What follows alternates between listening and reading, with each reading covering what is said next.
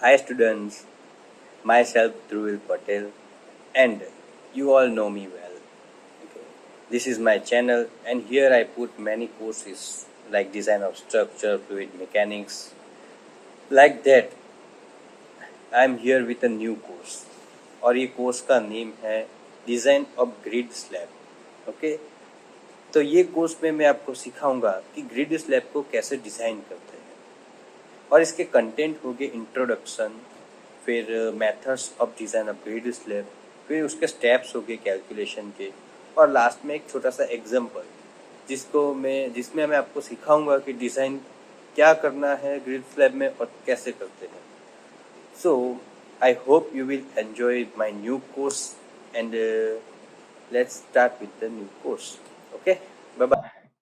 तो grid slab, आज introduction देखते हैं हम ग्रिड स्लैब का कि ग्रिड स्लैब में होता क्या है।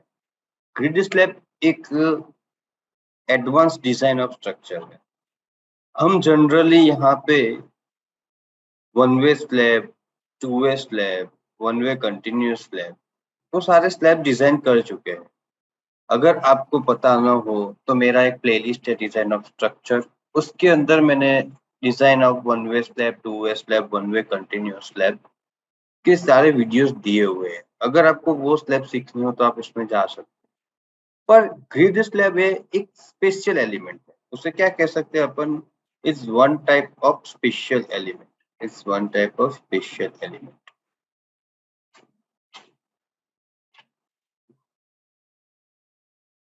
ओके, तो वो एक स्पेशल रिक्वायरमेंट्स के हिसाब से बनता है और उसे स्पेशल रिक्वायरमेंट्स पे डिजाइन किया जाता है। अब हम ये देखते हैं कि ग्रिड स्लैब जो है वो स्टैंडर्ड स्लैब या फिर one way slab, two way slab से कितना डिफरेंट है, कि उसमें क्या ऐसा है जो वो स्पेशल रिक्वायरमेंट से बनता है। पहले तो मैं ये बता दूं कि जो वन वे स्लैब होते हैं उसमें क्या होता है कि कुछ डिस्टेंस के बाद वहां पे बीम्स, कुछ डिस्टेंस के बाद कॉलम रखने पड़ते हैं। ओके, और ग्रिड स्लैब में क्या होता है कि फेरी फेरी पे कॉलम होते हैं या फिर लॉन्ग डिस्टेंस के बाद कॉलम्स आते हैं। तो इसके यूजेस क्या होते हैं, जहाँ पे ऑडिटोरियम हॉल होता है, जहाँ पे सिनेमा थिएटर होता है, मैरिज हॉल होता है, असेंबली होती है, बस स्टैंड होता है, रेलवे स्टेशन होता है, एयरपोर्ट्स होते हैं, जहाँ पे इतना सारा कॉलम का यूजेस, इंटीरियर कॉलम की नीड नहीं है कि वो जो उसका जो लुक होता है उसको कायम रखता है। मीन्स के अगर हम कह सके तो जैसे हम अभी सिनेमा हॉल में बैठे हैं और मूवी को एंजॉय कर रहे हैं और उसी टाइम आप मूवी देख रहे हो और बीच में कॉलम हो तो आपको कैसा लगेगा? ठीक है, तो ऐसे ही कोई सिविल इंजीनियर होगा जिसने मूवी में बैठा होगा और देखा होगा कि यार यहाँ पे तो कॉलम आ रहा है, देखा ही नहीं दे रहा है, ठीक है, तो मुझे कुछ चेंजेस लाना पड़ेगा। तो उसने ऐसा सोच के ऐसा सोचा होगा कि चलो कि मैं ये कॉलम ही निकाल दूं। तो बट अब कॉलम निकाला है तो उसको स्ट्रेंथ तो देनी पड़ेगी ना। अगर कॉलम निकाल दिया और बैंड हो गया तो क्या होगा? तो उसकी वजह से क्या होगा कि वो फेल हो जाएगा।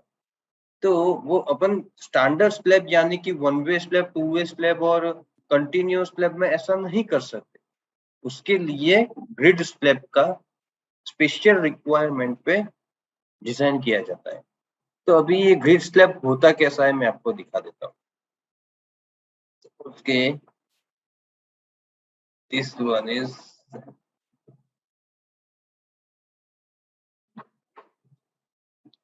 यहाँ पे एक स्लैब है।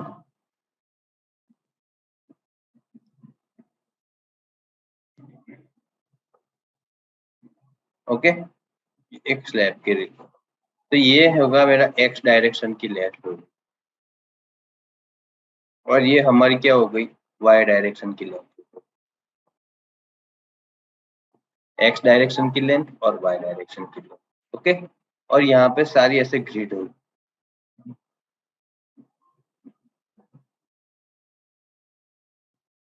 ये एक्स डायरेक्शन की लेंथ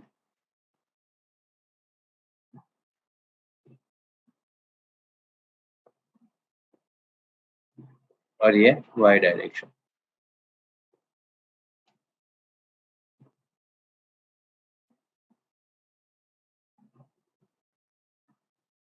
ये पूरा क्या है, ये पूरा एक है अपना स्लैब,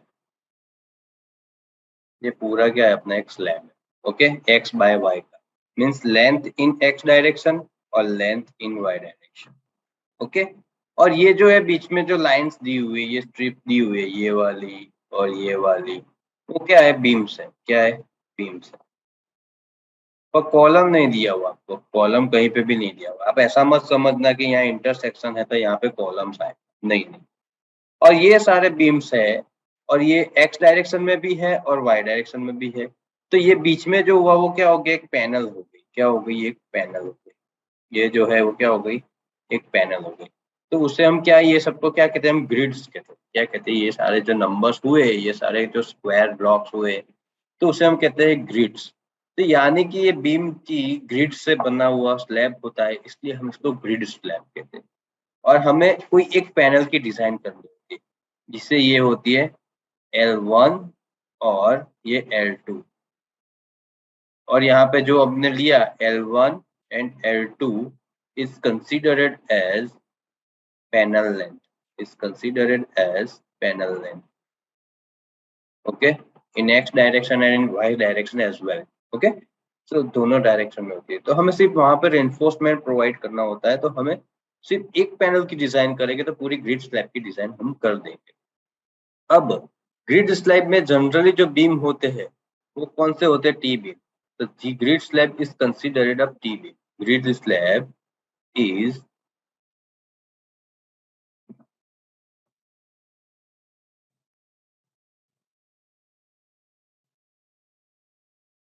टी बीम होता है उसमें, okay, both in long direction as well as in short direction. अब आप कहोगे कि कौन सी शॉर्ट डायरेक्शन कौन सी लॉन्ग डायरेक्शन, तो लेंथ के हिसाब से हमेशा एक्स डायरेक्शन जो होती है शॉर्ट होती है, तो ये वाली हो गई अपनी शॉर्ट डायरेक्शन, और ये वाली जो हो गई अपनी है वो लॉन्ग डायरेक्शन, ओके। तो ये जो बीम जा रहे हैं ये वाले, उस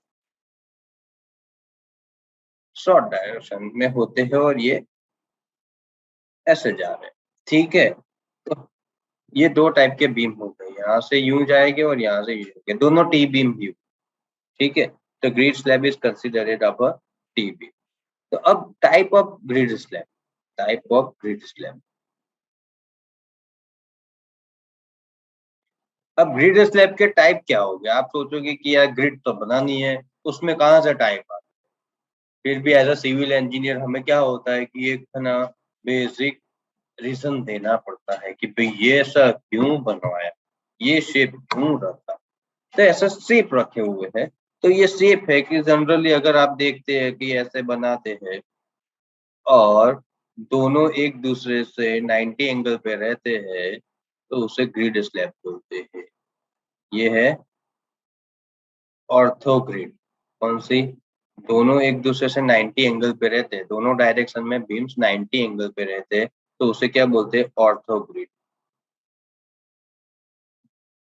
ज्यादातर आप लोग जब ऑटोकैड यूज करते होंगे तो उसमें ऑप्शन आता होगा कि ऑर्थो मोड ऑन और ऑर्थो मोड ऑफ।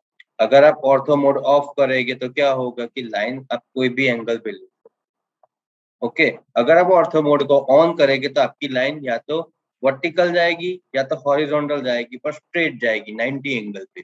इसलिए हमने इसका नाम ऑर्थो ग्रिड रखा है, क्योंकि यहाँ पे एक्स डायरेक्शन में जो बीम जा रहे हैं और वाई डायरेक्शन में जो बीम जा रहे हैं वो एक दूसरे से 90 डिग्री पे है, इसलिए हम उसको ऑर्थो ग्रिड बोलते हैं। क्या बोलते हैं, ऑर्थो ग्रिड।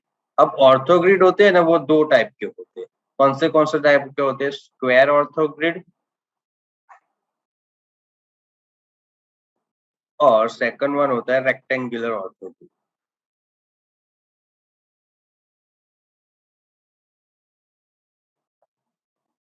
ओके। एक होता है अपना स्क्वायर ऑर्थो ग्रिड और सेकंड वाला होता है अपना रेक्टेंगल ऑर्थो ग्रिड। अब मेरे जैसा बैठा होगा कोई और उसने सोचा कि यार ये तो बहुत जनरल डिजाइन है, स्क्वायर यार ऑर्थो ग्रिड यार क्या है यार इतना सा करने का, तो एक ने सोचा कि मैं डायगोनल रखता हूँ, मेरा यूनिक शेप है, तो वो ऐसे रखेगा। अगर डायगोनल रखना है तो ये वाला ग्रिड उसने ड्रॉ किया स्लैब, तो वो क्या करेगा, डायगोनल ऐसे, चलो भाई, मेरे अलग चॉइस है, मेरे अलग थिंकिंग है, क्यों मैं डायगोनल रख नहीं सकता? तो वो क्या करेगा, डायगोनल।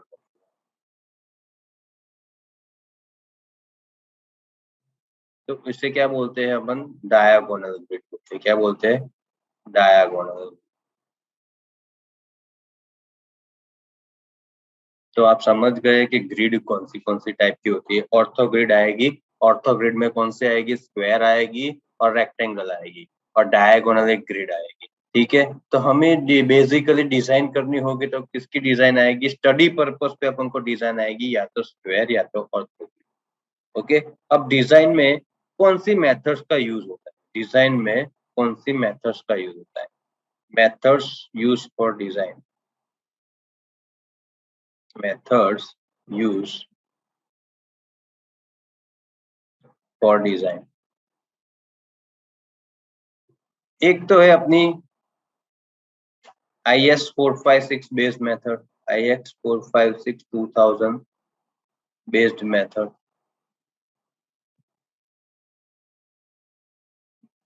और एक सेकंड अपनी है, वो है इसकी बेसिक मेथड जो ज्यादातर यूज होती है, उसे क्या बोलते हैं, रैंकाइन ग्रास ऑफ मेथड। क्या बोलते हैं, Rankine grass of method. Okay. हम जो डिजाइन करेंगे स्लैब, वो रैंकाइन ग्रास ऑफ मेथड का यूज करके करेंगे। ठीक है। अब रैंकाइन ग्रास ऑफ मेथड में भी IS 456 का क्राइटेरिया तो लिए ही है, और उसका फंडा डिफरेंट क्या है, कि उसका फंडा लोड को डिफाइन करने का डिफरेंट, कि वो लोड कैसे डिफाइन करता है, वो उसका फंडा डिफरेंट है। तो वो रैंकिंग ग्राफ ऑफ मेथड को हम डिटेल में फिर से एक्सप्लेन करूंगा, पर अभी हम यहाँ पे बेसिक नॉलेज ले रहे हैं कि ये ग्रिड स्लैब क्या है, उसका शेप क्या होता है, और उसका मेथड्स क्या होते हैं डिजाइन के लिए। तो सो मैं अब यहाँ से कह सकता हूँ कि आपको थोड़ा सा नॉलेज मिल गया होगा कि ग्रिड स्लैब होता क्या है। अब आपको थोड़े से पिक्चर्स दिखा देता हूँ कि ग्रिड स्लैब क्या है। तो ये देख सकते हो आप ग्रिड स्लैब, यहाँ पे मैं आपको पिक्चर दिखा देता हूँ कि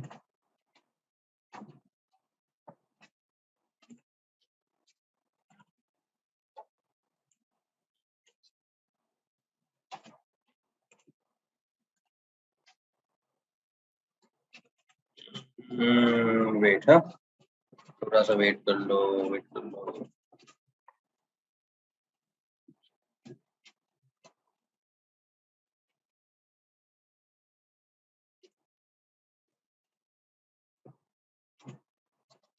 और एक दो दिखा देता हूँ।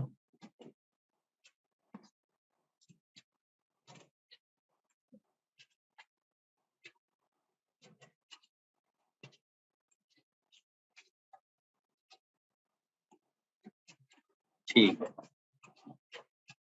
तो ये जो मैंने पेंटिंग्स दिखा है, उसमें आपको थोड़ा सा नॉलेज आ गया होगा कि ये ग्रिड स्लैब होता है। तो ये जो पोर्शन है ना अपना, कौन सा, देखो, ये नीचे से दिखा रहे हैं ना, वो क्या है, बीम। ओके। और ये अंदर की साइड जो है ना, उसे हम कहते हैं स्लैब। ओके। ये जो इसके अंदर जो होता है ना, उसे स्लैब कहते हैं, जो अपन को डार्क दिख रहा है। और ये जो है ना, ये वाला पोर्शन, वो बीम है। कौन सी डायरेक्शन में, एक ये डायरेक्शन में जा रहा है और एक ये डायरेक्शन में। और ये बीच में जो पोर्शन है ना, वो स्लैब वाला पोर्शन, यहाँ पे जो है वो सब स्लैब बोलते हैं। तो ये देखो, यहाँ पे आपको कॉलम बहुत कम दिखाई देगी। ठीक है। ऐसा रेलवे स्टेशन में होता है, ऐसा फिल्म, ऐसा सिनेमा थिएटर में होता है, वो सब जगह ऐसा होता है।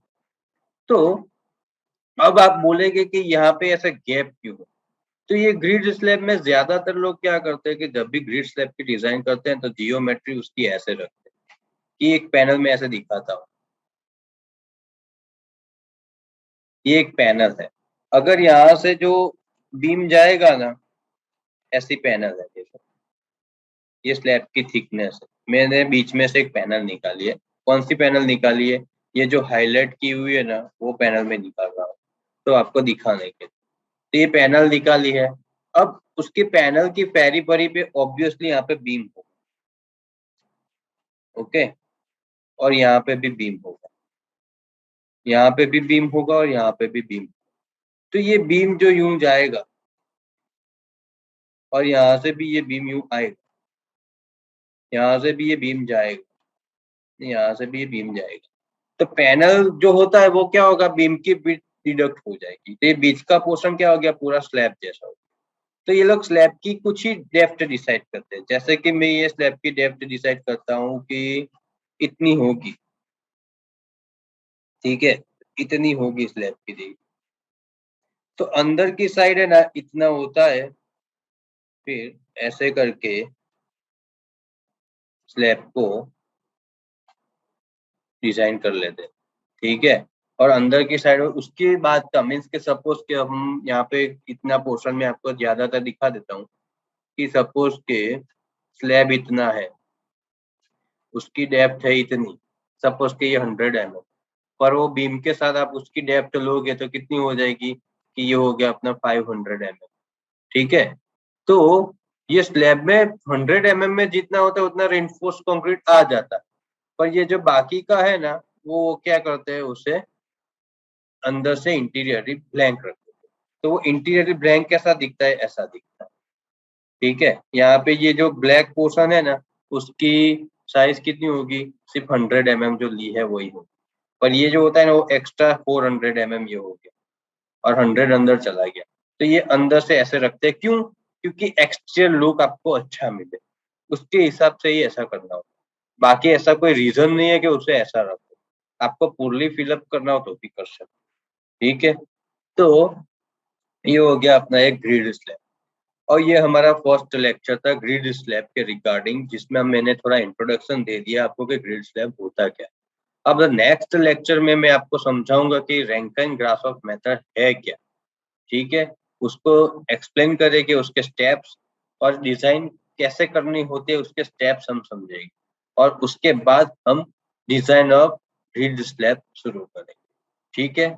तो आई hope you like the lecture and you like the approach to start a new course regarding a grid slab. Okay.